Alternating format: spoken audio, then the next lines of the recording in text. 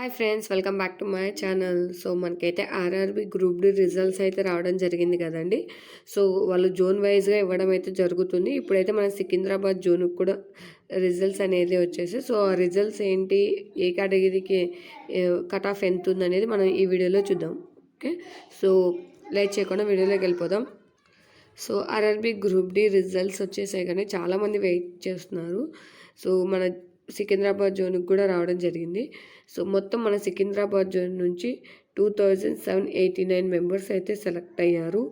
ఇదేంటంటే మనకి పీఈటీకి సెలెక్ట్ అయిన క్యాండిడేట్స్ అండి, పీఈటీకి సెలెక్ట్ అయిన క్యాండిడేట్స్. ఓకే, ఎలా ఉన్నాయో చూసుకుందాం.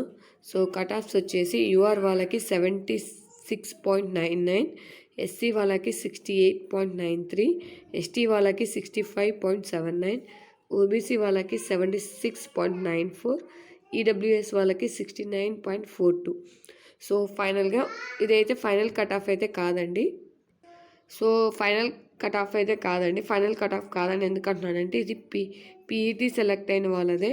సో మనకి ఇంకా సిసిఏ వాళ్ళ రిజల్ట్స్ అంటే కట్ ఆఫ్ ఇవ్వలేదు. Ex service man results cut off కూడా ఇవ్వలేదు.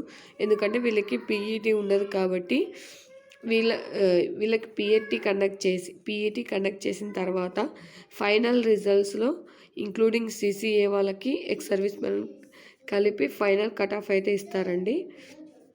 సో అప్పుడు మనకి జాబ్ సెలెక్ట్ అయిన వాళ్ళకి కట్ ఆఫ్ అయితే వస్తుంది.